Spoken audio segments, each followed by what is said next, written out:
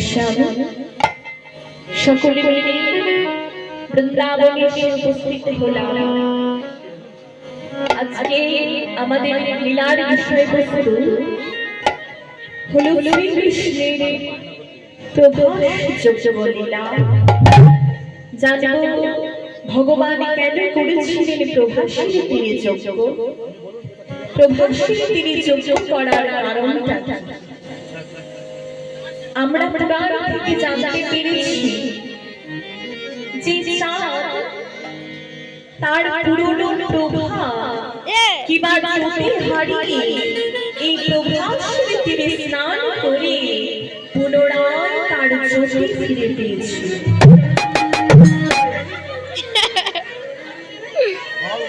আর আচ্ছা আস্তে আস্তে কীর্তনের শেষে শেষে আছে এখন ছোটা বেরোবে হরে কৃষ্ণ শেষে আস্তে আস্তে স্থির হয়ে বসো। আর রামায়ণ থেকে একটি কারণ পেয়েছি। কি কারণ? যখন রাবণ সীতাকে হরণ করে নিয়ে গেল তখন রাম আর রাবণের মধ্যে বাঁধল মহাযুদ্ধ। আর সেই যুদ্ধে রামচন্দ্র রাবণের একে একে যত বীর ছিল সবাইকে হত্যা করে দিল। আর কোনো বীর অবশিষ্ট নেই, আর কোনো বীর অবশিষ্ট নেই। একদিন রাবণ রাজ সিংহাসনে বসে বসে কাঁদছে।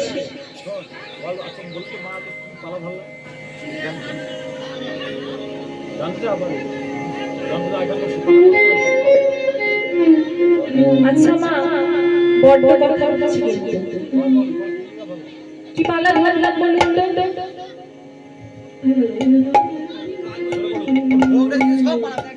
বড় কথা হচ্ছে কিন্তু এত কথা বললে হবে, একটু স্থির হয়ে বসতে হবে।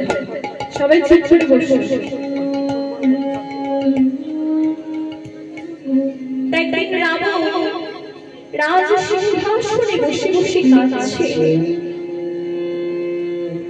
রাবণের ভাই হলো বিভীষণ, আর বিভীষণের স্ত্রী হলো আর তার পুত্রের নাম হলো তরণী। তার রাবণ যখন রাজ সিংহাসনে বসে বসে কাঁদছে, রাবণের ভাইপো তরণী ছুটতে ছুটতে আসছে। ছুটতে ছুটতে এসে রাবণের গলা জড়িয়ে ধরে বলছে, জ্যেষ্ঠতা ও জ্যেষ্ঠতা তুমি কেন কাঁদছো? কি হয়েছে তোমার? ওরে তরণী, আমার কি হয়েছে তুই বুঝবি না। কেন বুঝবো না?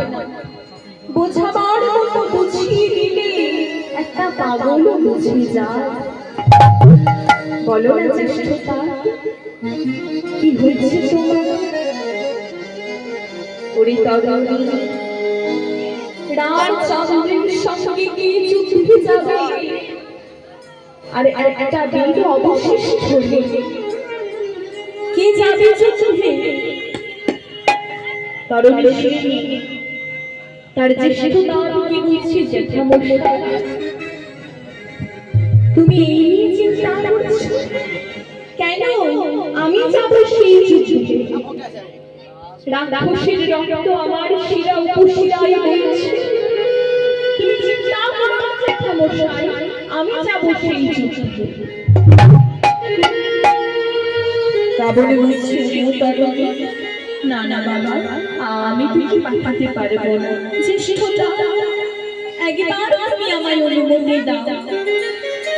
তোমার কাছে অনুমতি নিয়ে আমি আমার মায়ের কাছে যাব অনুমতি নেওয়ার জন্য।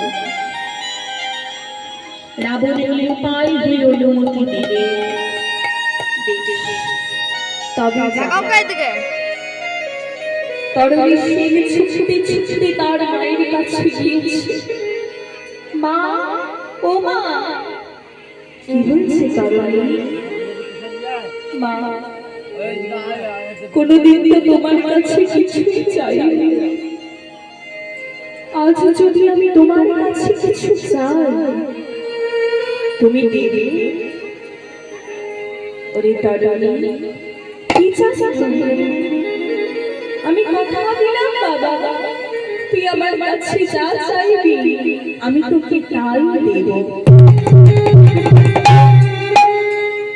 মা, আমায় অনুমতি দেবে? আমি যেতে যাব না। কি বলছিস তরুণী? তুই আমার একমাত্র পুত্র, আমি কি তোকে যুদ্ধে পাঠাতে পারি? না না তরুণী, আমি তোকে পাঠাতে পারবো না। মা, মা গো, পিতাও তো গেছে, কই তখন তো তুমি বাধা দাও। ওরে তরুণী, তোর পিতা গেছে রামচন্দ্রের পক্ষ অবলম্বন করে, আর তুই যাবি তার বিপক্ষে।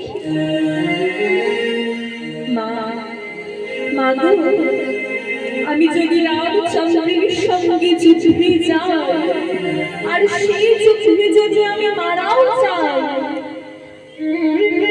তাহলে তো আমার সৌভাগ্য।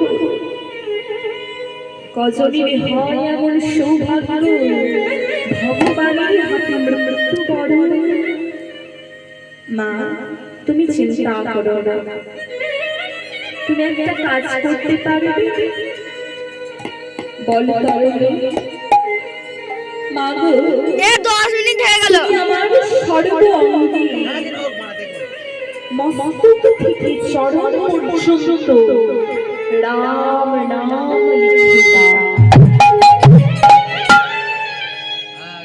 তার সর্বার আজ কষ্ট হচ্ছে, বুকে পাথর চাপা দিয়ে তার নিজের ছেলের সর্ব অঙ্গে রাম নাম লিখে দিচ্ছে। সর্ব অঙ্গে রাম রাম রাম রাম রাম রাম লিখে দিচ্ছে। সর্ব অঙ্গে লেখা হয়ে গেছে মা, কিন্তু হঠাৎ দেখা গেল যে তার গলায় কোনো রাম নাম লেখা নেই। কণ্ঠে রাম নাম লিখতে ভুলে গেছে। এটা কি না বিধির বিধান? মা, তবে আমি আর বিলম্ব করব না, এইবার আমি চাইছি উদ্দেশ্যে। মা, আমায় তো সুসজ্জিত করে, আমার রথ সুসজ্জিত করে দাও, রথ সুন্দর করে সুসজ্জিত করে, তবে আমি আর বিলম্ব করব না, এইবার আমি যুদ্ধের উদ্দেশ্যে গমন করব। রাম নামের ধ্বনি করতে করতে যাচ্ছে, কেমন করে?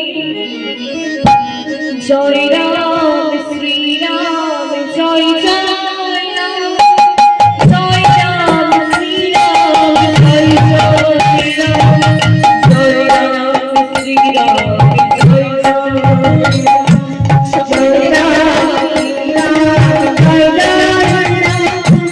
জয় রাম শ্রীরাম জয় জয় রাম, জয় রাম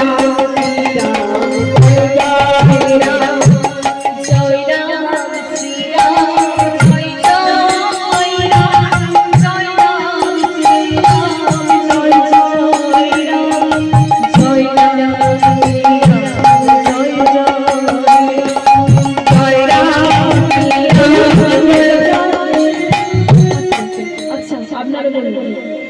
একসাথে বলুন, আবার সব বলুন। জয় রাম শ্রীরাম জয় জয় রাম শ্রীরাম জয় জয়, জয় রাম শ্রীরাম জয় জয়, একটু জোর।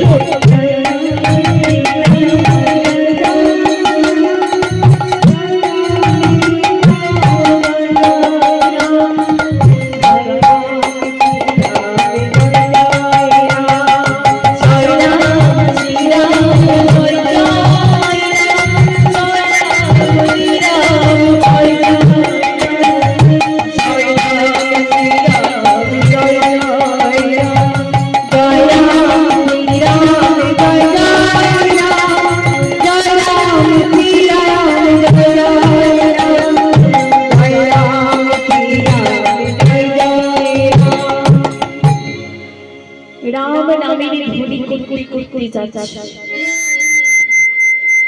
এদিকে রামচন্দ্র আর বিভীষণ দুইজন দাঁড়িয়ে আছে। রামচন্দ্র বিভীষণকে বলছে, বিভীষণ তুমি কি শুনতে পাচ্ছ? কোথা থেকে রাম নামের ধ্বনি আসছে? কোথা থেকে রাম নামের ধ্বনি আসছে? বিভীষণ বলছে, আর তো আমাদের লঙ্কাপুরীতে কোনো বীর অবশিষ্ট নেই, একমাত্র আমার দাদা রাবণ ছাড়া। তাহলে মনে হয় নিশ্চয়ই আমার দাদার কোনো কারসাজি, রাক্ষসরা মায়াবিনী হয়, নিশ্চয়ই আমার দাদার কোনো কারসাজি। এদিকে রথ এগিয়ে আসতে থাকলো, এগিয়ে আসতে আসতে আসতে আসতে যেই না রামচন্দ্রের সম্মুখে এসে দাঁড়িয়েছে, রামচন্দ্র রথের ভিতর থেকে শুনতে পেল একটি মিষ্টি ধ্বনি। তরুণী চিৎকার করে বলছে, রামচন্দ্র কি ভেবেছো তুমি? আমাদের লঙ্কাপুরীতে আর কোনো বীর নেই। এই দেখো আমি এসেছি যুদ্ধ করতে, যুদ্ধ করতে। রামচন্দ্র মনে মনে ভাবছে, আর কেন আমার সাথে যুদ্ধ করতে চাইছে? বিভীষণ কি বলছে, বিভীষণ কি বাদু, আর কেনই বা আমার সাথে যুদ্ধ করতে চাইছে? বিভীষণ ভালো করে লক্ষ্য করে দেখল, লক্ষ্য করে দেখে হঠাৎ চমকে গেছে, এটা আমার পুত্র তরুণী, মুখে কিছু কথা বলতে পারছে না, হঠাৎ নয়নে জলে ভেসে কাঁদতে শুরু করল। এদিকে তরুণী সেন যেই না একটা বাণ মেরেছে, সেই বাণ ফুলের মালা হয়ে বিভীষণের চরণে পড়েছে। আর একটা বাণ যেই না মারল, সেই বাণ ফুলের মালা হয়ে রামচন্দ্রের গলায় পড়ল। রামচন্দ্র বলছে, বিভীষণ ওই বালককে কথা বলছো না কেন? বলো কি ওই বালক? বিভীষণ বলছে, প্রভু ওই বালককে বধ করতে গেলে তোমাকে বৈষ্ণব অস্ত্র প্রয়োগ করতে হবে। তুমি কি করে জানো? ওই বালককে বধ করতে হলে যে বৈষ্ণব অস্ত্রের প্রয়োজন, তুমি কি করে জানো? প্রভু ও আর কেউ নয়, ও হলো আমার পুত্র তরুণী বিভীষণ। তুমি আমার আগে বলোনি কেন? আমি কখন থেকে তোমার জিজ্ঞাসা করছি কে ওই বালক? না বিভীষণ, আমি তোমার পুত্রকে বধ করতে পারবো না প্রভু। এই লঙ্কাপুরীতে পাপে পরিপূর্ণ, আর সেই পাপ রাজ্যে বেঁচে থাকার থেকে তোমার বাণী মৃত্যু বরণ করা অনেক শ্রেয়। এই মুহূর্তে আমার পুত্রকে বধ করে দাও, এই পাপ রাজ্য। এদিকে রামচন্দ্র যত বাণ মারছে, সেই বাণ তরুণীর অঙ্গে আঘাত করছে না। করবে কি করে? সর্বঙ্গে রাম নাম লেখা। এদিকে যেই না তাদের মধ্যে যুদ্ধ শুরু হয়েছে, ৩৩ কোটি দেবী দেবী তারা সবাই সেই যুদ্ধ দর্শন করছে আর বলছে দেখো দেখো কেমন ভক্ত আর ভগবানের মধ্যে যুদ্ধ হয়েছে। তাই বললেন দেখো দেখো ভক্ত তোমার ভগবানের বাদলু সম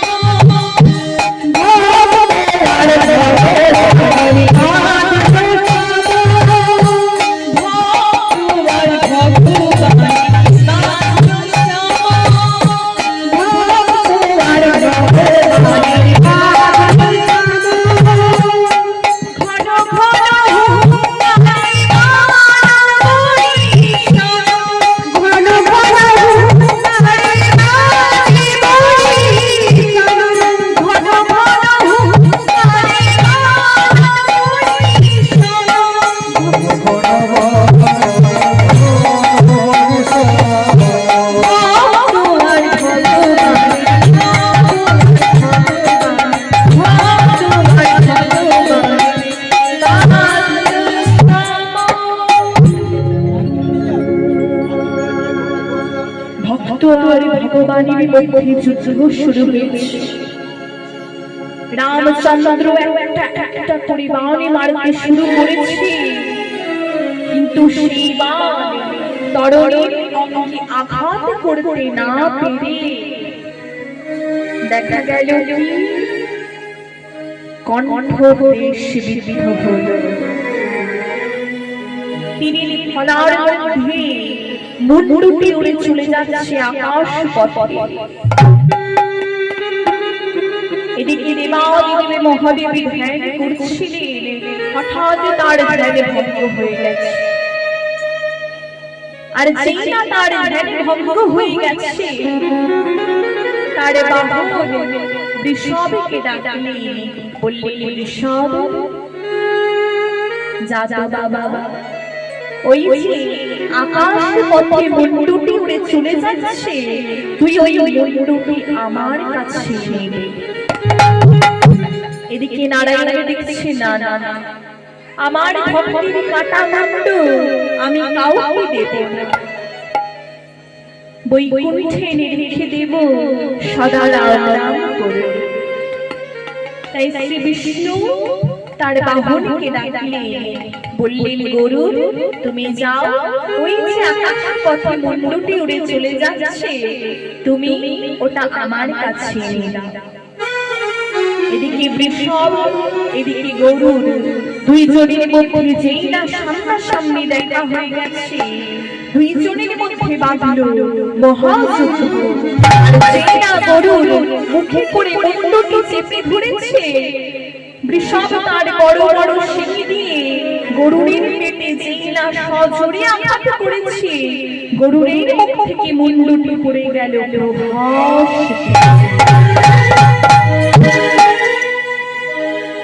তখনও কাটা মুন্ড রাম নাম করছে। তরুণীর কাটা মুন্ড বলে উঠল প্রভু তাহলে আমার গতি হবে। রামচন্দ্র বললেন তুমি চিন্তা করো না, তোমার কাটা মুন্ড যেই স্থানে পড়ল আমিও এই স্থানে যজ্ঞ করব, আর সেই যজ্ঞের নাম হবে প্রভাস যজ্ঞ।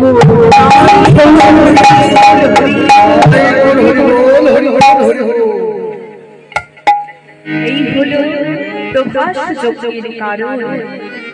এবার দেখব আমরা বৃন্দাবনের বিরহ দশা।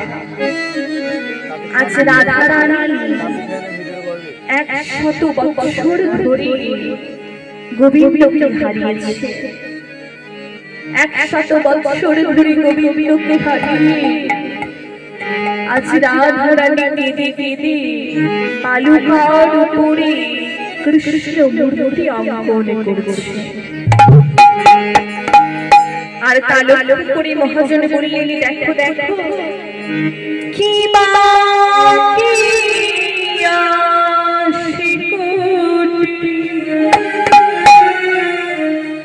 পড়াইল ধুতি কত না যতন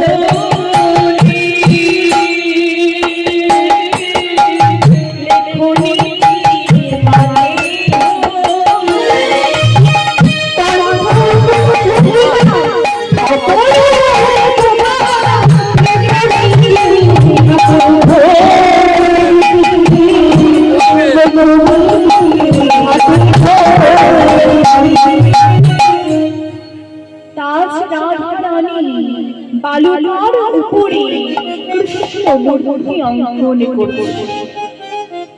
পাশে দাঁড়িয়ে ছিল ললিতা। রাধা রানীকে বলছে, ওরে রাধে, তুই কি আঁকা ভুলে গেলি রায়? তুই কি জানিস না কোন মূর্তি অঙ্কন করতে গেলি প্রথমে মস্তক থেকে না হলে চরণ থেকে শুরু করতে হয়? তাহলে কেন তুই কোটি দেশ থেকে শুরু করে? কোটি মানে কোমর। দেখবে লক্ষ্য করে যারা চিত্র অঙ্কন করে, ছবি আঁকে, কোন মূর্তি অঙ্কন করতে গেলে নয় প্রথমে চরণ থেকে শুরু করে, নয় মস্তক থেকে। কি তাই তো? তা আজ আমার রাধা রানী কোথা হতে শুরু করে কোমর থেকে অঙ্কন করছে। কোমর অঙ্কন করার পর সুন্দর করে একটা ধুতি বা ধুতি পরিয়ে দিয়েছে। তারপর বাহু দুটি অঙ্কন করে রাধা রানী মনে মনে ভাবছে, এই বাহুটি বোধহয় মুরলি দিলে ভালো লাগে। সেই বাহুটি মুরলি দিয়েছে। তারপর বদন অঙ্কন করেছে। আজ রাধা রানীও কাঁদছে। আর আমাদের মতো হতভাগ্য জীবদের শিক্ষা দিচ্ছেন বাবা। কি বললে? হে জি, ভালো করে দেখে নাও, আমার মতো না কাঁদিলে কোনদিন তোমরা কৃষ্ণ পাবে না। যত কাঁদবে তত কৃষ্ণ নিকট হবে। মহাভারতে যখন যুধিষ্ঠির তার রাজ সিংহাসন গ্রহণ করিল, রাজ সিংহাসনে বসিল, তখন পঞ্চ পাণ্ডবের মাতা কুন্তি দেবীকে ভগবান শ্রীকৃষ্ণ বলছেন, পিসিমা, পিসিমা, ও পিসিমা, এতদিন তোমাদের দুঃখ ছিল, তাই আমি তোমাদের সঙ্গে ছিলাম, আর তো তোমাদের দুঃখ নেই, কষ্ট নেই, এবার তোমরা সুখের মুখ দেখেছি। পিসিমা, তাহলে এবার আমি যাই। কুন্তি দেবী মনে মনে চিন্তা করছেন, কৃষ্ণ যখনই আমার কাছে যায় বলে পিসিমা আসি, তাহলে আজ যাই বলছি। পিসিমা, যাওয়ার আগে আমি তোমায় কিছু দিয়ে যেতে চাই, বলো তুমি কি চাও? তখন কুন্তি দেবী বললেন, কৃষ্ণ, যদি কিছু দিতেই হয় তুমি আমায় এই বর দাও, তুমি আমায় এই আঁচল ভরে দুঃখ দাও, কষ্ট দাও। কেন জানো? যতবার আমি সুখের মুখ দেখি ততবার তোমার চরণ বাড়ি বাড়ি ভুলে যাই, কিন্তু যত দুঃখী রাখবি, যত কষ্ট রাখবি, তত তোমার চরণ আঁকড়ে ধরে রাখবো। তাই রাধারানী কাঁদছেন, আর আমাদেরকেও বললেন, হেজি তোমরাও কাঁদো, কেননা না কাঁদলে কৃষ্ণ তোমরা পাবে না। ওদিকে নারদ মুনি চিন্তা করছেন, অনেকদিন তো বৃন্দাবনে যাওয়া হয়নি, যাই একটু বৃন্দাবন থেকে ঘুরে আসি। এই বলি নারদ মুনি তার ঢেকিতে চড়েছে। এত বলি নারদ মুনি ঢেকিতে চড়ল, এত বলি নারদ মুনি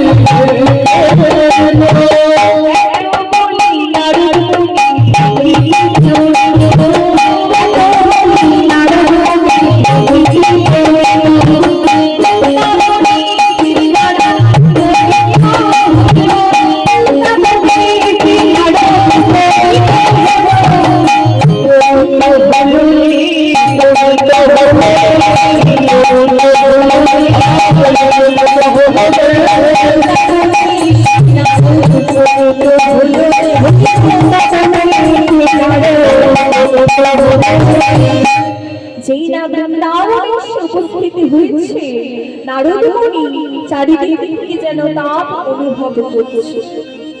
আর তাপ যেই অনুভব করছে, কি করেছে? এত বলি নারদ মুনি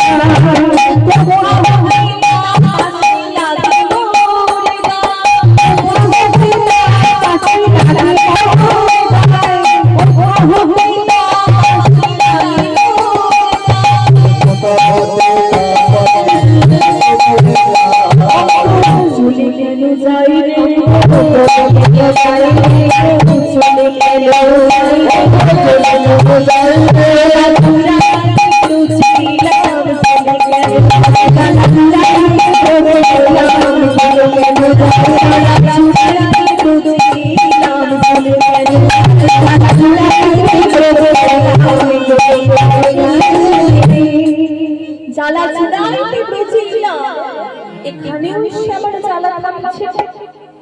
এই বলে নারদ মুনি একটা বৃক্ষের নিচে বসেছে। আর যেই না বৃক্ষের নিচে বসেছে, নারদ মুনির অঙ্গে পড়েছে দুফোঁটা নয়ন। কোথা হতে আমার অঙ্গে জল পড়ল? কই, বৃষ্টি তো হচ্ছে না। উপরে দিকে তাকিয়ে দেখছে সুন্দরী দুটি পাখি বৃক্ষের ওপরে বসে কাঁদছে।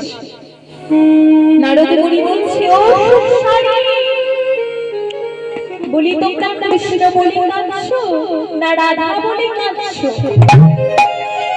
শোনো, যেই কৃষ্ণ রাধা রানীকে এত দুঃখ দেয়, এত কষ্ট দেয়, সেই কৃষ্ণের নাম তোমরা করো না। নারদ মুনি, আমরা তো রাধা নামই করি, কিন্তু দেখো না আমাদের রাধা রানী যে কৃষ্ণ বলে কাঁদছে। তুমি কি পারো আমাদের রাধা গোবিন্দের মিলনে ঘটাতে? হ্যাঁ তো, তার জন্যই তো এসেছি। এই বলে নারদ মুনি আবার তার থেকে চলেছে। দ্বারকার পথে গমন করবে। কেমন করে? এত বলি নারদ মুনি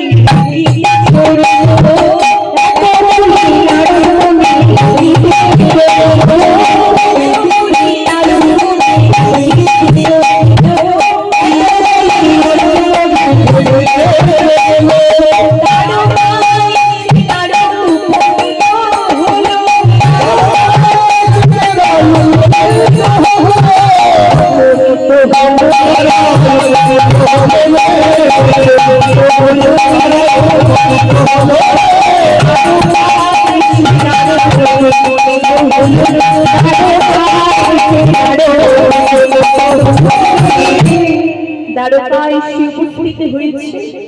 দাঁড়িয়ে দাঁড়িয়ে আছে, বলছি দাঁড়াও দাঁড়াও দাঁড়াও, কোথায় যাবে? শোনো, আমি না তোমাদের রাজার সঙ্গে দেখা করব।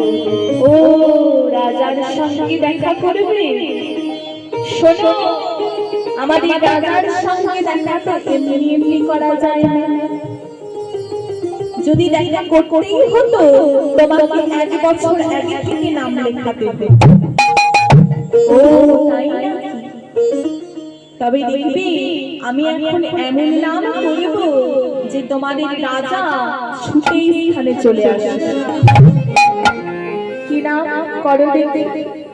এই বলি নারদ মুনি বিনাতে ধরে না ধরার শুরু করে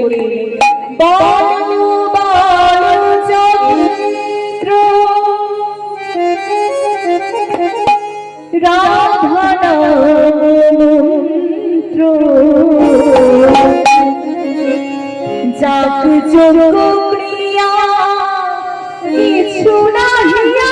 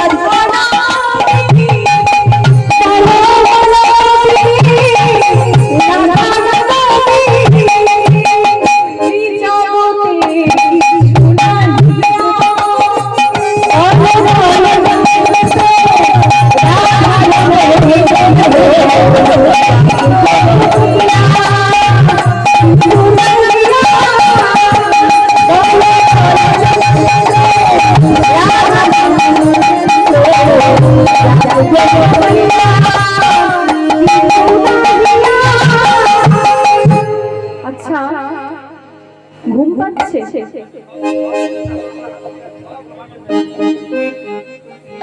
সবাই দেখছি চাদরের ভিতরে হাত তুলতে খুব কষ্ট হচ্ছে।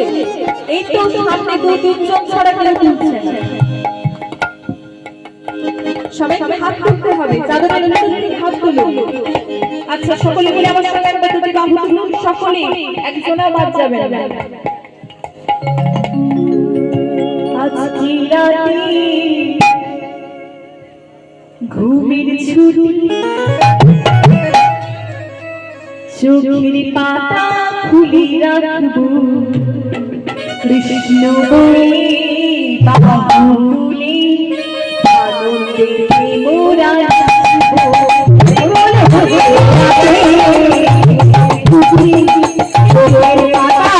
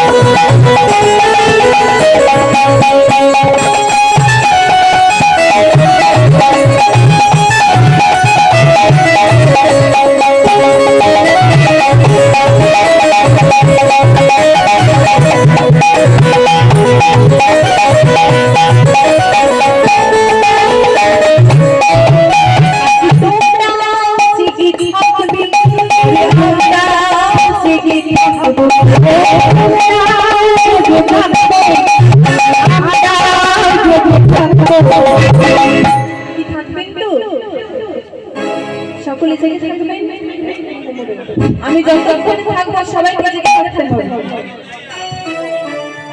কিন্তু চিন্তা নেই, আপনাদের জন্য শেষে ব্যবস্থা আছে। শেষে সবাই ভোজনকে নিতে হবে।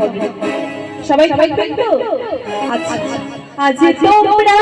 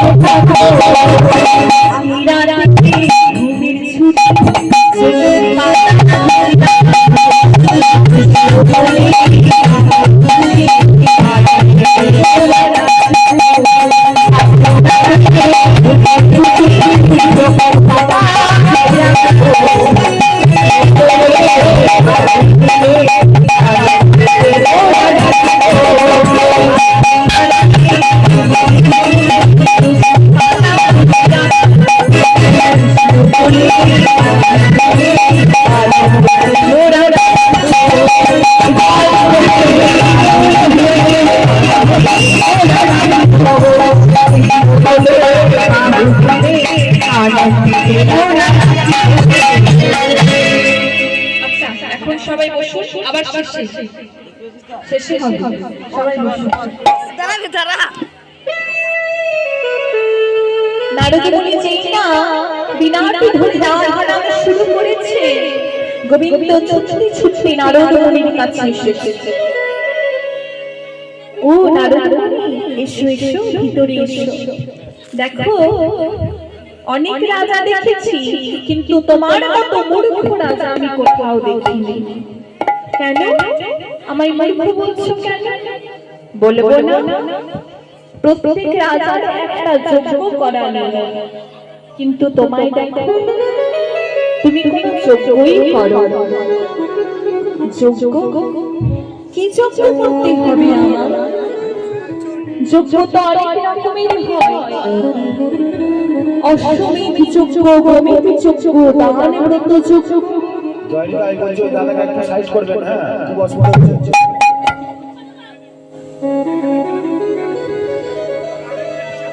কি যজ্ঞ করতে হবে? বলি শোনো, তোমায় দান ব্রত যজ্ঞ করতে হবে। তোমার জীবনে ত্রেতার যুগে রামচন্দ্র যখন অশ্বমেধ যজ্ঞ করেছে, তাই বললেন শোনো শোনো, ত্রেতায় রাম রাজা ছিল, অশ্বমেধ যজ্ঞ হইল। ত্রেতায় রাম রাজা ছিল, অশ্বমেধ যজ্ঞ হইল। ত্রেতায় রাম রাজা ছিল, অশ্বমেধ যজ্ঞ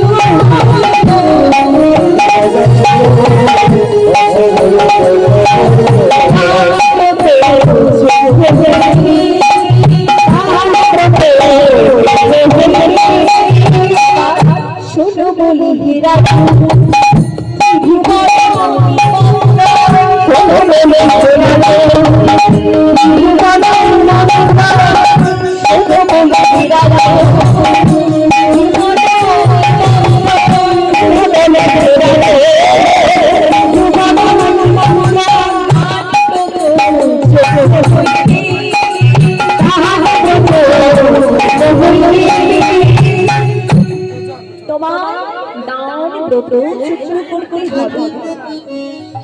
আর শুধু তো যজ্ঞ করলেই হবে না, কি করতে হবে জানো?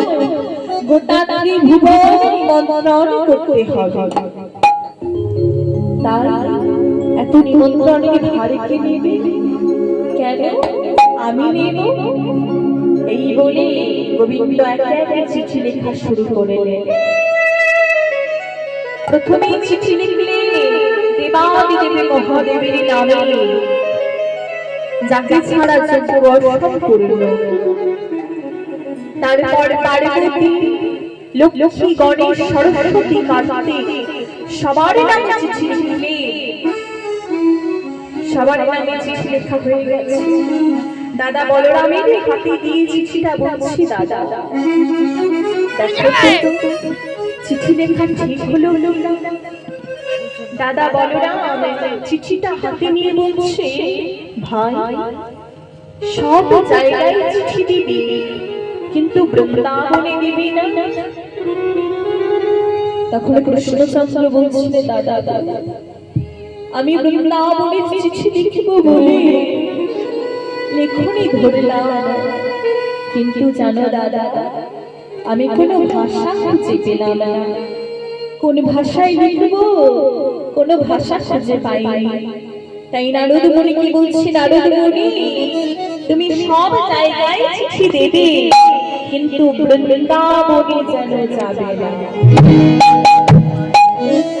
এদিকে নারদ মুনি দেখছে যে জায়গায় নিমন্ত্রণ নেই সেই জায়গায় আমি আগে নিমন্ত্রণ করব। ওমা, নারদ মুনিকে চেনো? নারদ মুনি ছিল একটু কুটিল প্রকৃতি। অনেকে থাকে দেখবেন একজনের ভালো আর একজনের মধ্যেও সহ্য হয় না। থাকে না অনেক, একজনের ভালো আর একজনের মধ্যেও সহ্য হবে। আর নারদ মুনি ছিল সেরকম একটি কুটিল প্রকৃতি।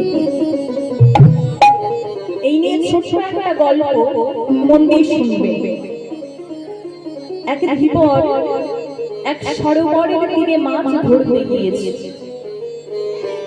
আর মাছ ধরতে গিয়ে সেখানে একটা ছোট্ট পাথরকে দর্শন করেছে। সেই পাথরে নাকি আবার কথা বলতে পারে। সেই পাথর বলছে, শোনো, তুমি আমার কাছে কিছু বড় চাও, তুমি আমায় যা চাইবে আমি তোমায় তাই দেব, কিন্তু একটা শর্ত আছে। কি শর্ত? তোমায় যা দেব পাড়ার লোকে তার ডবল ডবল হবে।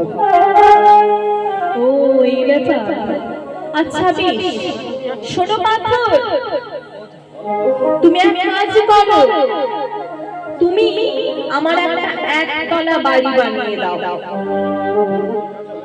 যেই না তার একতলা হয়েছে, পাড়ার লোকে দুতলা হয়ে গেছে। হয় এটা কি হলো? আমার একতলা বাড়ি আর পাড়ার লোকের দুতলা, এ তো বলা যায় না। শোনো পাথর, তুমি আমায় দুতলা বাড়ি। যেই না তার দুতলা হয়েছে, পাড়ার লোকে চারতলা। আমার দুতলা বাড়ি আর পাড়ার লোকের চারতলা, এও তো মানা যায় না। অনেকে ভাবনা চিন্তা করে বলছে, শোনো পাথর, তুমি এক কাজ করো, তুমি আমার একটা চোখ কানা করে দাও। আমার যদি একটা চোখ কানা হয়, পাড়ার লোকে দুটোই দুটো লাল, আমি তো তাও একটা চোখ দিয়ে জগৎটাকে দেখতে পাবো, আর পাড়ার লোকে তাও পাবে।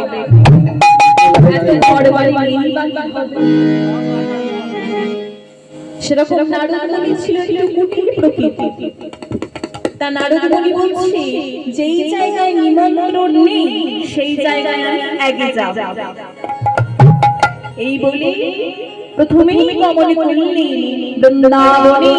শোনো বৃন্দাবনবাসীগণ, তোমাদের গোপাল যজ্ঞ করবে, আর সেই যজ্ঞে তোমাদের কারোর নিমন্ত্রণ নেই। সেই যজ্ঞে তোমাদের কারোর নিমন্ত্রণ নেই। যেই না বলেছি, যশোদা ছুটতে ছুটতে নন্দ রাজার কাছে গিয়ে বলছে, নন্দরাজ শুনলেন আমাদের গোপালের একটা যজ্ঞ করবে, আর সেই যজ্ঞে আমাদের কারোর নিমন্ত্রণ নেই। তুমি না বলেছিলে আমাদের গোপাল রাজা হয়েছে, সে মনে হয় নিমন্ত্রণ করতে ভুলে গেছে। কিন্তু সে ভুললে কি হবে? আমরা তো ভুলতে পারি না, আমরা সকলে যাব সেই যজ্ঞে। নন্দ মহারাজ বলছেন, যশোমতি, তুমি তো জানো তোমার গোপাল নবনীকে কত ভালোবাসে। যখন তোমার কাছে হাত পেতে বলবে, মা একটু নবনী দাও, তুমি তখন দেবে যশোদা বলছে চিন্তা এই মুহূর্তে আমি আঁচল পেতে ব্রজবাসীর দুয়ারে দুয়ারে ভিক্ষা করব। বলি শোনো হে ব্রজবাসীগণ, তোমরা বলো আমায় নন্দরানী, কিন্তু দেখো আজ আমি হয়েছি ব্রজের ভিখারি, আমায় ননি ভিক্ষা দাও। এই বলি যশোদা ব্রজবাসীর দুয়ারে দুয়ারে ভিক্ষা করতে শুরু করলেন। আমায় ভিক্ষা দাও গো, ভিক্ষা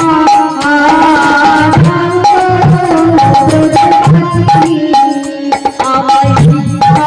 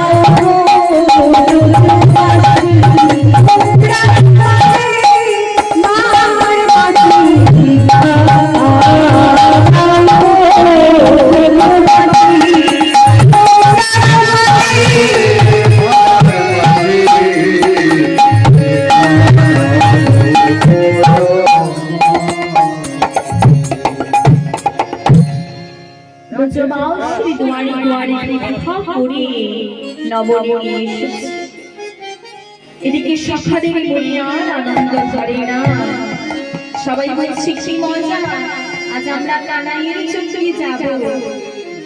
এদিকে এক মজার ঘটনা ঘটেছে, কি আর একজন সেই যজ্ঞে যাবে বলে সুন্দর করে সুসজ্জিত হচ্ছে। কে সে? আমাদের রাধারানী সুন্দর করে একটা নীল শাড়ি পরিধান করেছে, কেশ বিন্যাস করেছে, হাতে কঙ্কনে পরেছে, করেলে কুণ্ডল পরেছে, সিঁথিতে সিঁদুর দিয়েছে। সুন্দর করে সুসজ্জিত হয়ে যেই না ঘরের চৌকাঠ পার হতে যাবে, রাধারানী দনদিনী কুটিটা হাতটা চেপে ধরে বলছে, এই গো, কোথায় যাস? এত বড় আমার ছেড়ে দাও, আমার মধু যজ্ঞ করবে, আমি সেই যজ্ঞে যাব। যজ্ঞ? তবে দাঁড়া, দেখাচ্ছি মজা। এই বলে কুটিলা ছুটতে ছুটতে আয়ানের কাছে গিয়েছে। শোনো আয়ানা, তোমাদের রাধারানী যজ্ঞ করবে, আর সেই যজ্ঞ তোমাদের রাধারানী বধূর যজ্ঞে যাবে বলে তার কি সামর্থ্য? আয়ান তো ছিল মামারির ভক্ত, মায়ের হাত থেকে খাড়াটা তুলে নিয়েছে। আয়ান বলছে, শোন কুটিলা, যদি তোর কথা মিথ্যে হয় তবে তোকে বলি দিয়ে তবে আমি ঘরে ফিরব, আর তোর কথা যদি সত্যি হয় তবে রাধারানীকে বলি দিয়ে তবে আমি ঘরে ফিরব। আয়ান ছুটে গিয়ে রাধারানীর হাতটা ধরে বলছে, এই গো, বলি কোথায় যাওয়া হচ্ছে? এত বড় পর আমায় ছেড়ে পর পুরুষের কাছে যাচ্ছে, আমার ছেড়ে দাও, আমি আমার বধূর কাছে যাব। বধূ? তাহলে আমি কি? তুমিও আমার বধূ, তুমিও স্বামী, সে হলো জগৎ স্বামী। আয়ান আর সহ্য করতে না পেরে রাধারানীর চুলের মুঠিটা ধরে টানতে টানতে নিয়ে আসছে। রাধারানী বলি বলি স্থির করলেন, না না, আর নিজের স্বরূপ না দেখালে না। এই বলে রাধারানী চতুর্ভুজ মণ্ডমালিনী লইয়া শিবের আয়ান তো ছিল মা কালীর ভক্ত আর আজ চিৎকার করে বলছে মা গো তুই এসেছিস আমার ঘরে ঘরে আমি তো বুঝতে পারিনি আয় মা আয় থেকে স্তুতি করি এই বলে আয়ার মা কালীর স্তুতি শুরু করলেন মা কালীকে একটু ডাকবো স্তুতির মাধ্যমে স্মরণ করব তাই সকলের কাছে অনুরোধ সকলে একটু হাত জোড় করে বসুন সকলে করজোড়ে বসুন মায়ের চরণ নামতে আছেন জানবেন সব থেকে সুরক্ষিত জায়গায় আপনি আছেন সকলে মিলে হাত জোড় করে বসুন